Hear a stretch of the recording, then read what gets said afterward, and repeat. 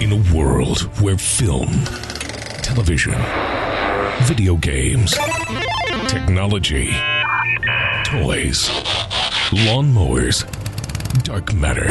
Wait a minute. Lawnmowers, dark matter? Sorry. Where most of those things meet, one podcast stands alone, going behind the scenes. Hold on to your butts. I love it when a plan comes together. Hadouken! You're listening to the Mediajuice podcast.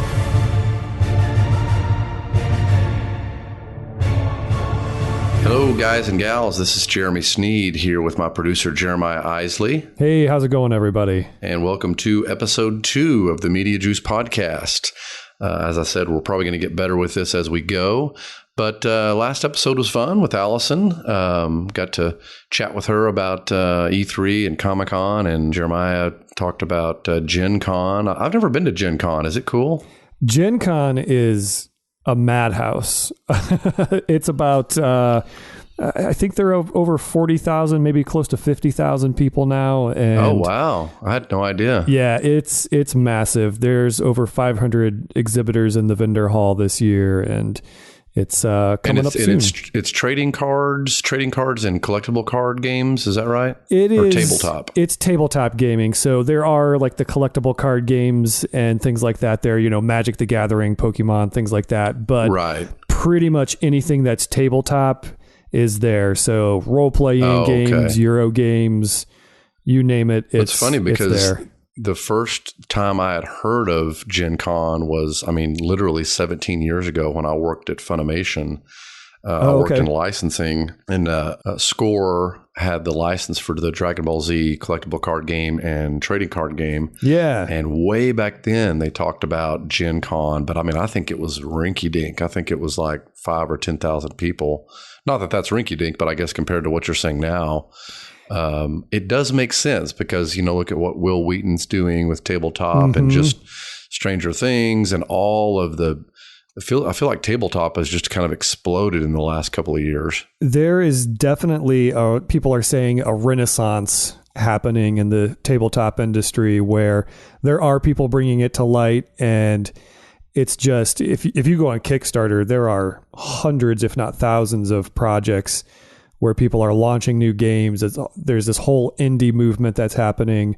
It's exciting. And those games, the Kickstarter games for tabletop they're really successful too, right? Yeah. Oh yeah. There are some really big players in the industry now that got their start through Kickstarter and have really just come on like gangbusters. So yeah, that's crazy. It's blowing up. It's really cool. Yeah, we've talked about it here at Mediajuice, me and Kenny and all of the different editors and guys that work here of getting a tabletop match or game together. And I think it's just finding a DM, because it's like that's the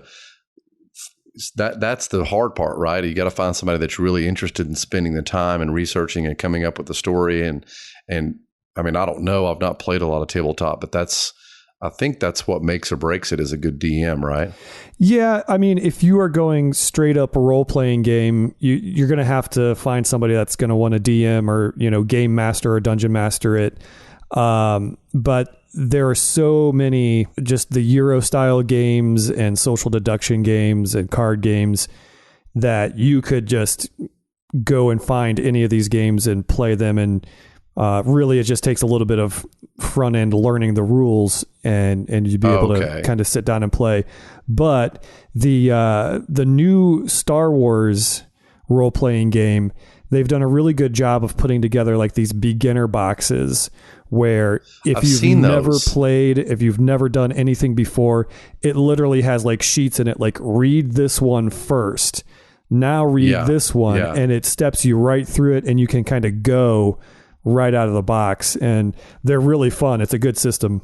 Yeah, we saw one of those we were shooting a commercial for Nerdvana, Randy and Christy Pitchford's restaurant in Frisco, and they have a coffee shop next to it, also called at Nerdvana. There's a Nerdvana restaurant and at Nerdvana coffee shop, and part of the coffee shop is a whole tabletop store, and we saw in there it was like Imperial Bounty or something, and it said Star Wars Beginners RPG game, and I was like, that looks cool. I'm gonna try that out. Yeah, it's a lot of fun.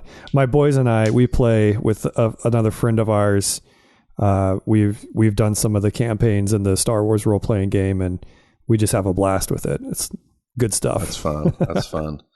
Well, yeah. So, I mean, all that to say, yeah, we had fun talking to Allison. She's going to be at Gen Con. You're going to be at Gen Con. I'm not going to be at Gen Con. Yeah. But I'm sure I'll hear about all your adventures there when you get back.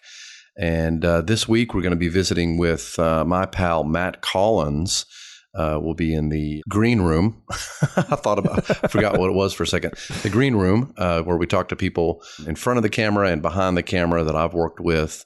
So we look forward to talking to Matt there, and fun times. Yeah. We've got our usual segments as well. We're going to take a look behind the curtain. And we'll also be talking about some fun Mediajuice stuff and some cutscenes or things from my life that hopefully are interesting. So while we're talking about it, why don't we just take a sneak peek at what's coming up in this episode? Obviously, Capcom loves seeing that. Keep hitting my microphone.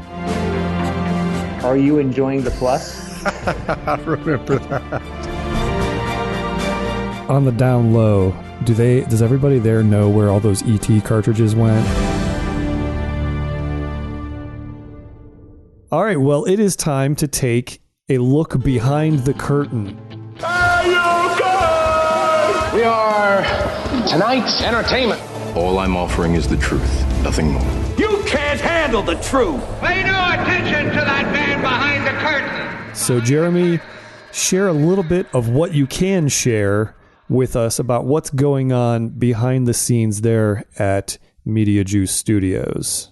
Yeah, absolutely. Well, one thing that I can talk about now because it's public is the Capcom Pro Tour. So Capcom has been in esports for a long time. I mean, if you count, some of the stuff in the late 90s with the very first Marvel versus Capcom, or I think it was Marvel Superheroes versus Capcom. People were doing tournaments then all the way to now, but only in the last few years has Capcom really got on board and branded it. And it's part of what they call the Capcom Pro Tour.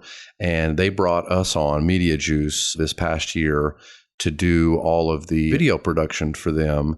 And we just released, or I should say Capcom just released and made public the first of what they call the premiere events. There's been several premiere events this year, I think 6 or 7, but the first video recapping one of those premiere events, which is called EVO. And so it's EVO 2017. I think EVO stands for Evolution Championship Series, but anybody that's in esports or follows it just calls it EVO. And so if you check out online, I think it's called EVO 2017 Capcom Recap or Summary or something like that. And that was produced by us here at Mediajuice.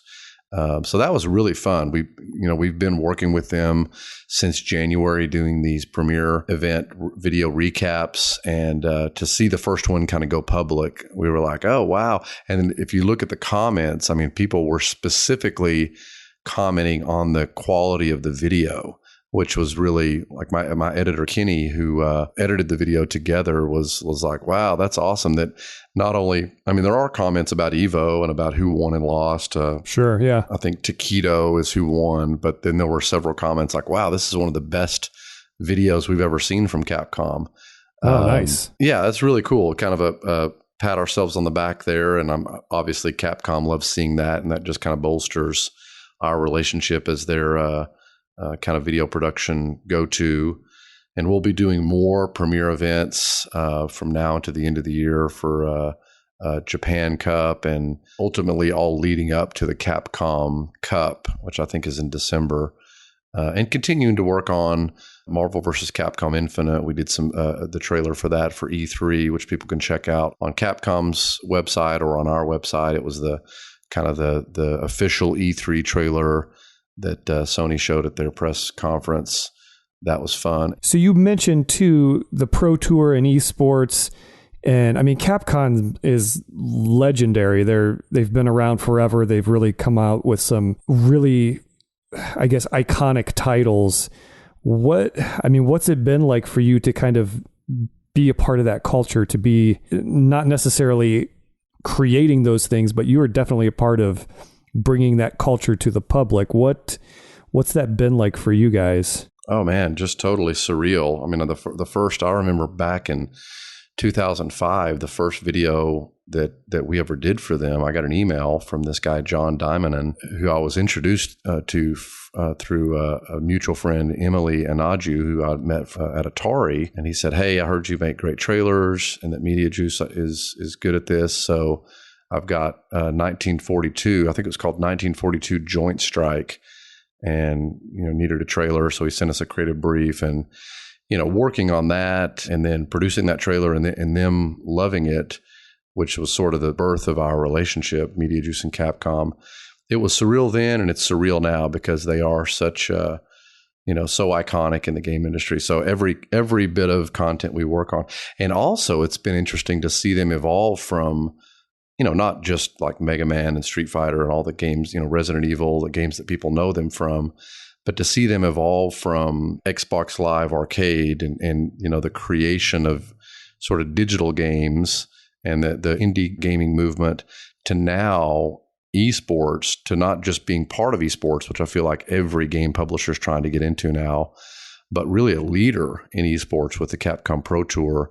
And so to see this is going to sound weird because, little old me and Mediajuice, but it's really, I'm really proud of Capcom, and I'm proud of their whole team and how they've evolved the last 15, 16 years that I've worked with them to continue to be a leader now with Capcom Pro Tour and esports, and continue, their legacy of amazing brands like Street Fighter and Resident Evil and Mega Man and now Lost Planet. And I just feel like they're kind of a contemporary to Nintendo in that way, in that they've got these core brands that people love that they continue to iterate on. Nintendo does Mario and Zelda and Kirby and on. But Capcom has got their core, but then they continue to be innovative in other ways too, like with esports now. It's just awesome. It's awesome to see it as a gamer, but then also to be a part of it in producing a lot of the trailers for them. So hopefully a lot more to come. I'm sure it's got to be hard. There are a lot of companies out there that have not stayed on that cutting edge, and they fall away, and especially in the tech industry. Like, you don't want to be Kodak, right? Like, right. They should have invented Instagram, but instead they just went out of business. So, or Blockbuster. I mean, you look at Blockbuster, they were positioned way better than Netflix was, and even had an opportunity to buy Netflix and still said, nah.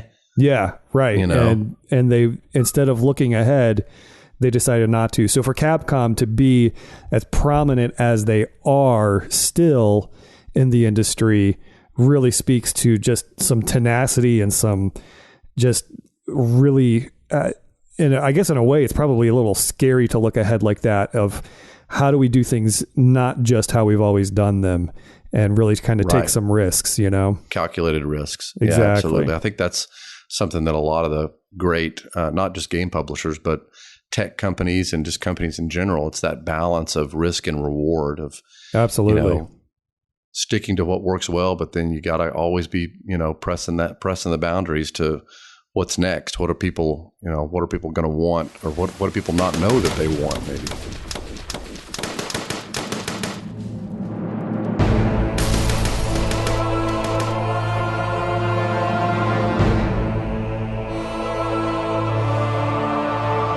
All right, it is time for cutscenes, and Jeremy, you're going to tell us about a little shopping spree you went on at was it Comic-Con, right?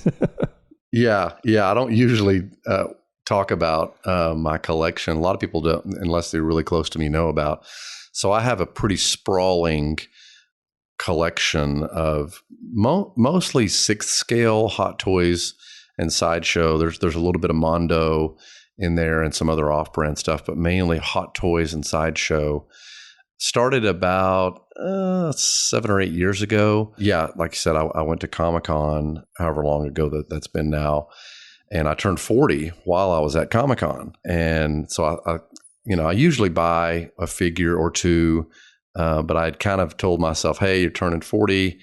And I put a little bank of money aside and went to some of my favorite booths. And I got a Harry Potter in full Quidditch regalia Nice. in 6 scale, which I've never seen Harry Potter in 6 scale. And he looks awesome.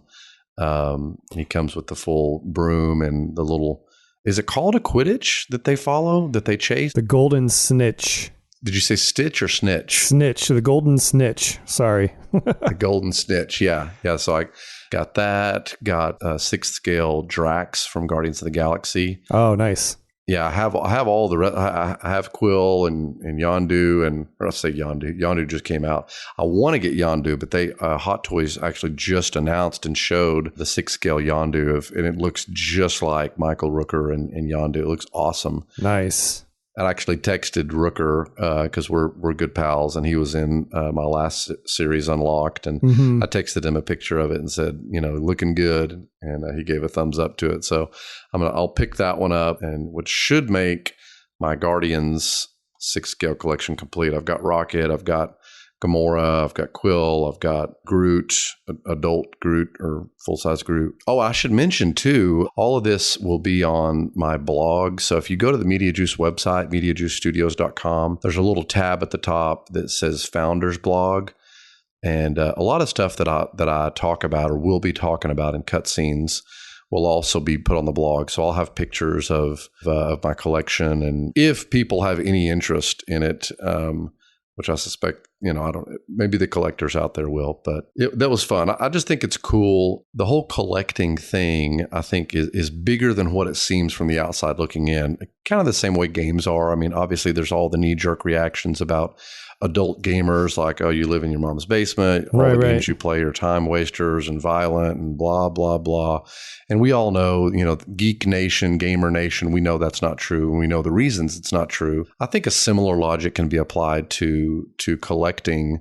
It's like, I'm a grown man with a, some would say successful business and filmmaking career and well-adjusted family, friends, social life. But, I love collecting. It's something that I've built a community of other collectors here in Dallas. Dallas Vintage Toys is Sean Ninest runs, which is a great place, great resource. So I think it's about community. I mean, yes, I love my collection and I love to add to it and trade and do all that stuff. But it's also about community and connecting with other collectors. And, at Comic-Con, it's like I saw some of the same guys that have the same booths that they've had for years and chatted with them.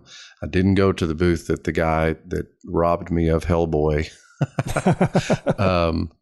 which is another story, maybe for another cutscenes, but he who shall not be named. And P.S., I did end up getting that Hot Toys 6 scale Hellboy, just not from him. Yeah, I think of the collecting thing too as it's, to me, those things are artwork. If somebody had a huge art collection, no one would be like, oh, that's so immature. Well, these are works of art. They're just in the shape of nerdy things. But oh yeah, there's so much skill and talent that goes into creating them that, to me, it's an art collection. No, that's absolutely, that's a great point, Jeremiah, because it is. I mean, there's sculptures there. If you look on the SideShow and Hot Toys website, they have, or their YouTube, they have this whole series of their artists, their sculptors, their painters, their researchers, the people that the clothiers or whatever they call them that choose the clothing and the materials. And so it's absolutely it's a sculpture. It's this figure brought to life. Right. So it's the same thing, if not better than a room full of paintings, just things that I love, which are Guardians of the Galaxy and Harry Potter and Star Wars and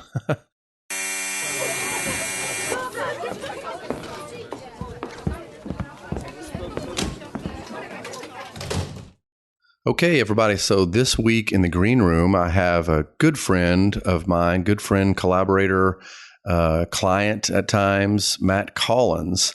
And Matt and I met years ago, but I'm going to save that because my first question to Matt is, Matt, for all the listeners out there who don't know, can you tell them how we know each other and the origin story, if it were, to to Matt Collins and Jeremy Sneed? Yes, I can tell that story very well. And I think it's funny looking back on it because I now, with the benefit of some experience, I recognize very plainly the designs that were at work, really, that brought us together in the first place and the way that it all happened. So first of all, thank you for having me on your podcast. It's always fun to talk to you and certainly fun to reminisce about some of this stuff. But as I recall, you and I met for the first time in what would had to have been like late spring 2002. So we're going on 15 years that we've known each other. We met while you were working at Funimation. I was working at Atari. I had just been thrust into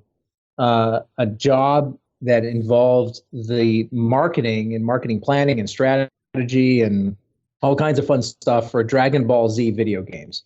And you, of course, were at Funimation, and you were very much on the front lines for managing the licensing of that property for Funimation and for the Toei Shueisha licensors back in Japan to an extent. And I was, of course, we must have done business together at Funimation, but I don't remember that. What I remember was that your boss, your old boss at the time, Bob Brennan, took us all to Del Frisco's, my first exposure to the best Del Frisco's. Oh, yeah. As far as they're in Fort Worth. In downtown Fort Worth. And arranged for it was very deliberate about arranging for the two of us to sit next to each other. So I had you at my left for the entirety of the meeting.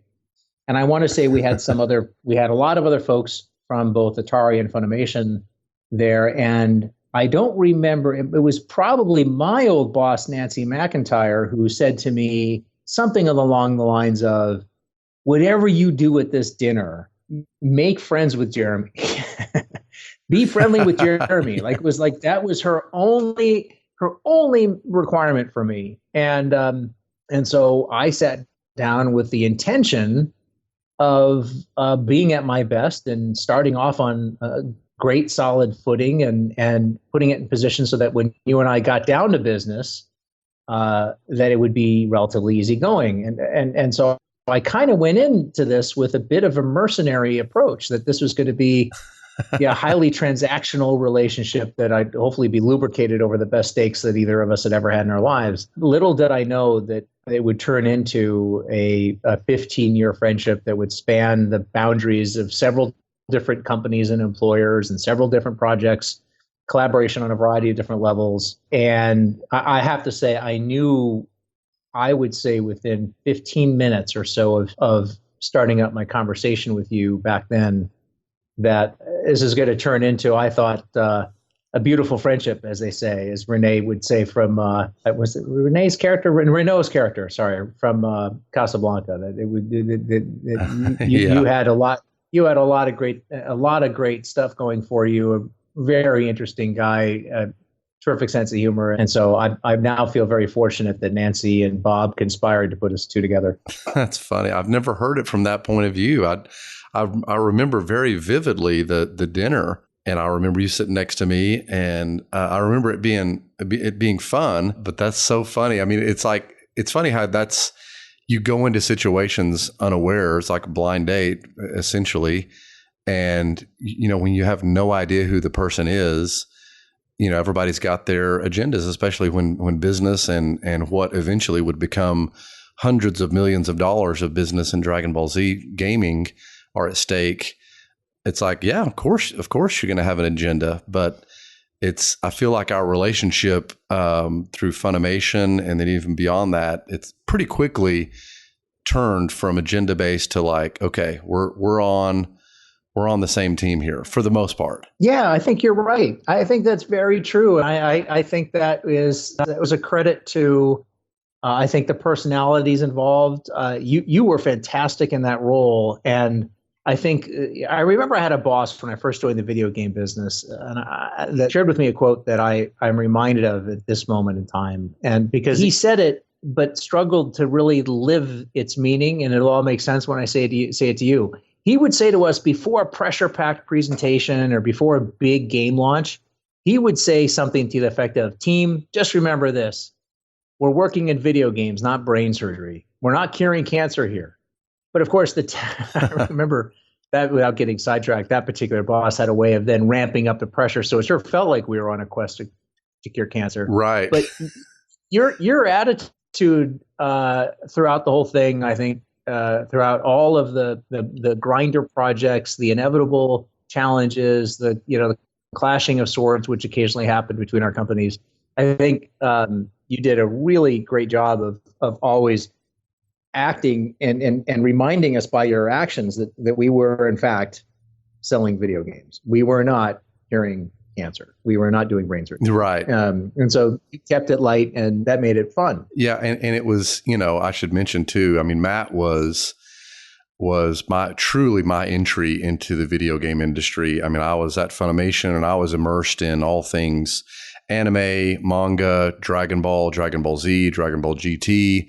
And my job was, as licensor I would say protect the brand and to, be a brand ambassador, whatever you want to call it. But really at the end of the day, it was like generate as much revenue as possible through licensing. That happened to occur through the category of gaming more than any licensed category. How many games did we put out together, Matt? How many Dragon Ball games? Do you know, ballpark or? Gosh, I would say we did 4 PlayStation 2 games.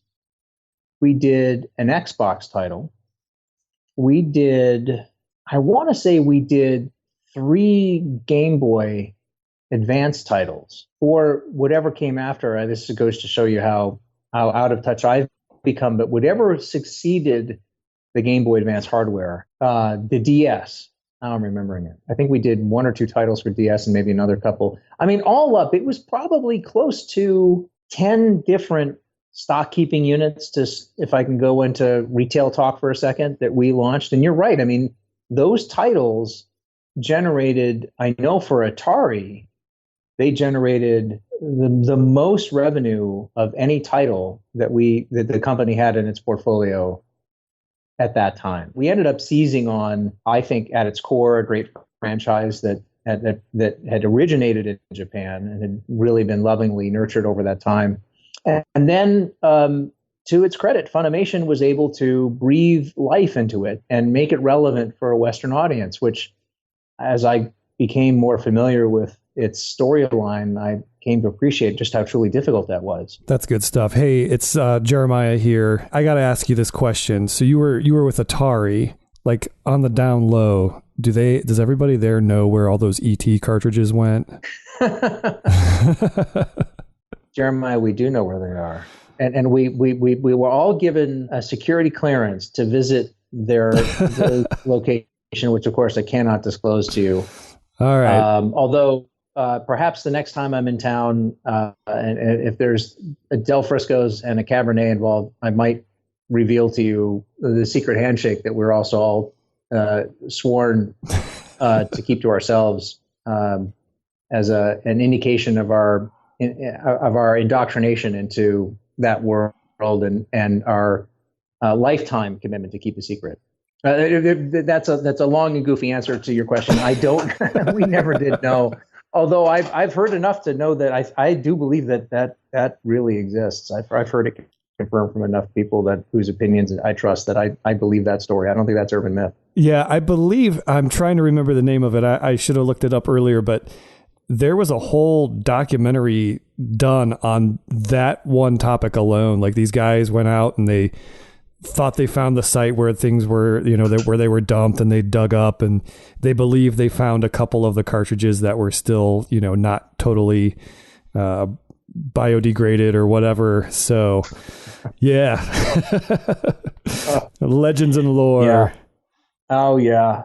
Well, it's I think now looked back upon as a pivotal moment for the company, and for the worse, unfortunately. That it's sort of the jump the shark moment in time when the company really was trying very hard and earnestly, in a very Silicon Valley way, I suppose we would recognize it today, to rush out a title to coincided with the feature release in theaters of one of the greatest movies of all time.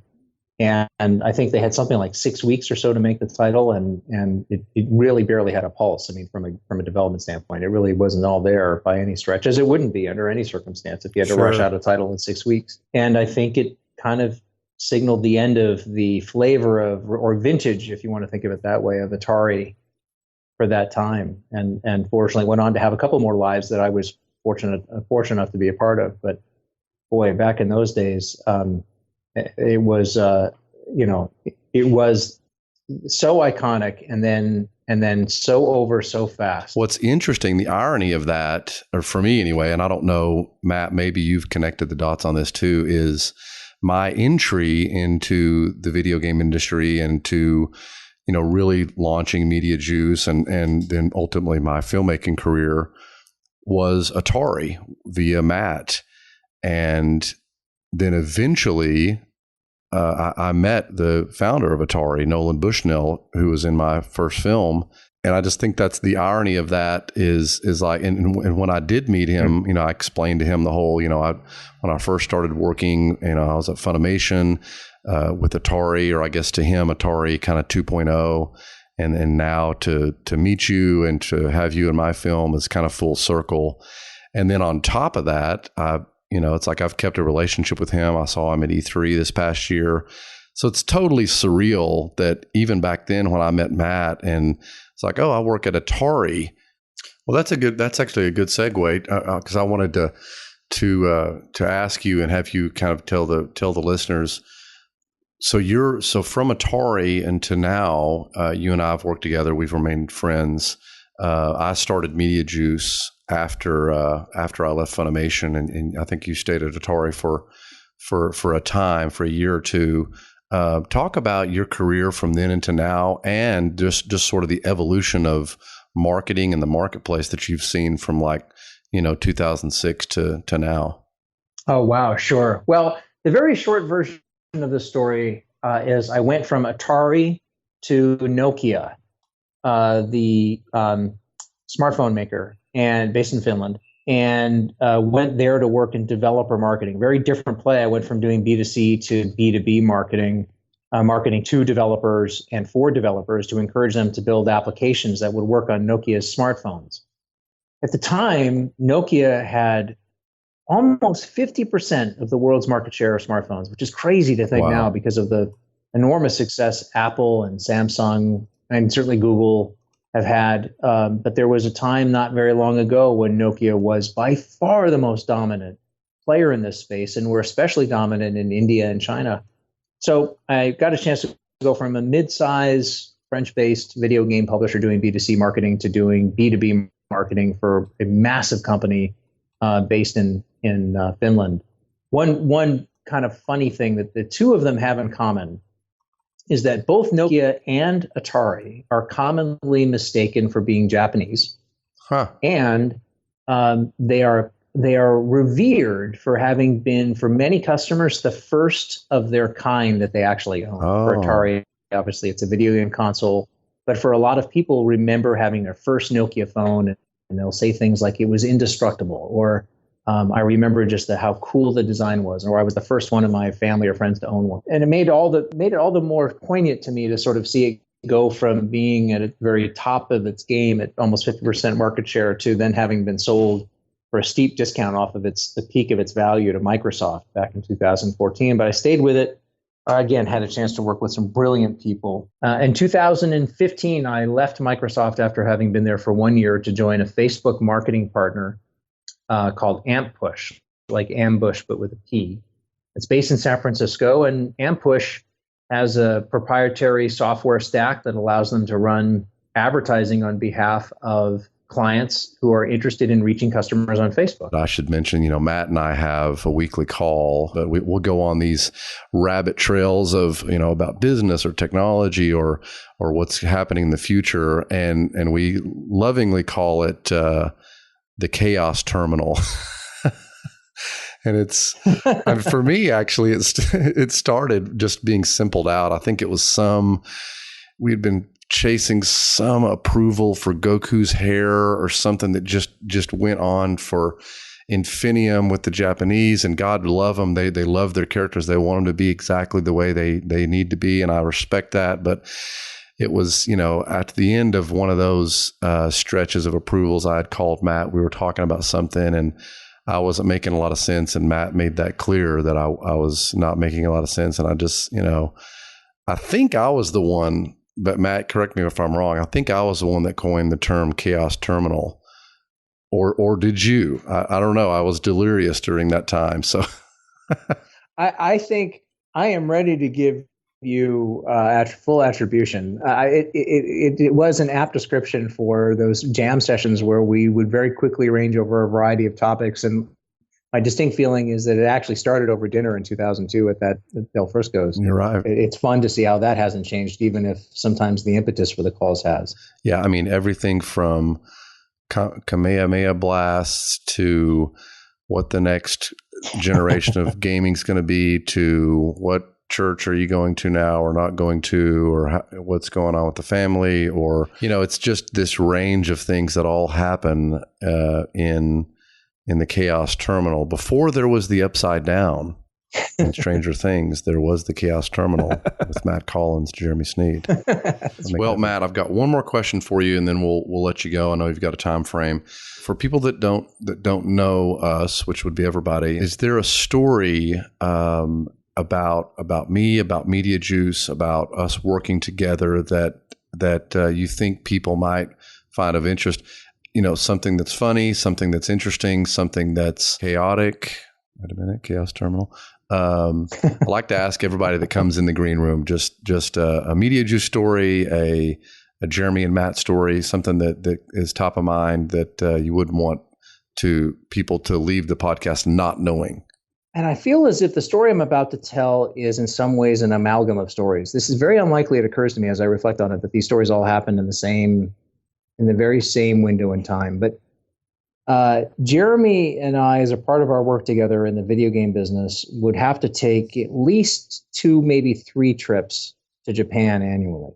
Mm-hmm. And these trips would be done in service of expediting the approval process for everything that we did for marketing and game development. We would meet with Shueisha, meet with Toei, meet with Bandai. They were wonderful hosts in their own way. But I know I felt at times a profound sense of loneliness over there and isolation. Oh, yeah. I remember about Jeremy was, again, his way of bringing levity and familiarity to these conditions, which were otherwise could be lonely. We were, Jeremy, I think that we had some time off from the business. We would go for a week when we went to maximize our effectiveness there. We would touch down on a Monday and then stay and leave on a Friday. And there must have been an afternoon where we were slow. And so I was in my hotel room. You were in your hotel room. And we were, I think, had both stumbled upon one of the handful of English channel television stations, or English language television, and included a movie channel that had that I think was called Movie Plus, and it had a tagline which maybe worked in Japanese, but translated English, it always sounded just a little twangy. And its tagline was, this Movie Plus, the tagline was, enjoy the plus. You sent me, Jeremy, an email, I think, during the slow afternoon. You must have known I was working. You sent me an email that simply read, are you enjoying the plus? I remember that. Are you enjoying the plus? And of course, I was enjoying the plus. And that was just, it was just one of many examples where you just found this moment to sort of know intuitively that I needed to pick up, maybe you needed one too.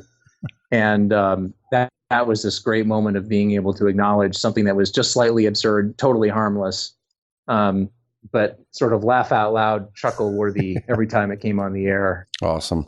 Well, thank you, Matt. You're have been one of my biggest advocates and continue to be, so I appreciate that. And with that, we thank Matt Collins. We will close the Chaos Terminal here and continue on with the rest of the podcast. Thanks, Matt. Thanks, guys. It's time for script notes, everybody. This is just where we take a couple emails or some comments on Facebook and so forth where you guys have asked questions of Jeremy of Mediajuice, and it's your moment in the spotlight. We get to read those questions, those comments, and respond to them here on the show. So let's get this thing kicked off with a message from Mayik. I'm totally butchering that. Solja says, "Hi, fantastic movie regarding Video Games the movie." They're talking about Video Games the movie. Says, "Hi, fantastic movie. Is it available on DVD or Blu-ray in Europe as well? Unfortunately, I can't find any information on it." Oh, okay, yeah. So, Jeremy, can they get that in the UK or Europe? Well, I know why you picked this one now. That this is probably the most common message that we get on Video Games the movie is where can I find it other than the US? And the shortest answer is Netflix. Video Games the movie is available globally on Netflix. There's not anywhere in the developed world that you cannot watch Video Games the movie in your language on Netflix. Now places that don't have internet or third world, for lack of a better term, it's not going to be there. But Netflix, it's everywhere, and anywhere that has Amazon, you can buy the physical DVD from Anchor Bay. Anchor Bay Entertainment is the distributor of the DVD. There's not a Blu-ray of Video Games the movie, but there is a DVD from Anchor Bay that you can find on Amazon if you just search Video Games the movie on Amazon. Good question. I guess just for other people to know. I mean, most people know it's on Netflix, but if someone's listening to this overseas somewhere, I guess that's good food for thought. Yeah. Thanks, Mayek. Was that right? Mayek? Mayek? Yeah, I'm sure we're butchering that, but sorry, Mayek. Maik. Cool. And Christine wrote on Facebook. She asks, "Have you ever thought of doing a Mediajuice trailers survey to find out what people's favorite trailers and TV spots are?" Oh wow, that's a good idea. No, we haven't. We run our website. Well, why not? Hey, that's a good comment. I mean, I don't know why we shouldn't. I guess it's pretty easy to do, right? On Facebook, do a survey. Yeah. Hey, good idea, Christine. Well, we might just do that. There's a lot of. It's funny because as the years go by, since we have been around since 2004, the number of trailers and TV spots and just corporate videos and the number of videos that we add to our site is, it's got to be in the hundreds. It may be in the thousands. So, I mean, even providing the survey of what would be your top. Us choosing which ones to allow people to choose would be a task in and of itself. But maybe someday we will, Christine. Good idea. And with that, we have come to the end of the show. The end. Want to thank Matt Collins for coming on board with us today. Thanks, Matt. Yeah, just Matt Collins. Want to thank the listeners, you folks who are listening right now. Thanks for tuning in. If you want to be a part of the Script Notes segment, you can write an email to mediajuicepodcast@gmail.com, or you can tweet at mediajuicetwit with 2 T's on the end, or you can go to Facebook like Christine did. It's facebook.com/Mediajuice Studios. So yeah, if you can't remember any of the social, just go to our website, mediajuicestudios.com, and that's got links to all of our social, Facebook, Twitter, Instagram, my blog, all of our videos for clients, mediajuicestudios.com. .com. They don't do that anymore, do they? I don't think so. I haven't heard it. Yeah. I haven't heard it in a while. All right. Well, I think that's going to put wraps on this one. Stay tuned next week as we come back with another episode and another guest and more fun stuff from Mediajuice and Jeremy Sneed. Thanks, guys.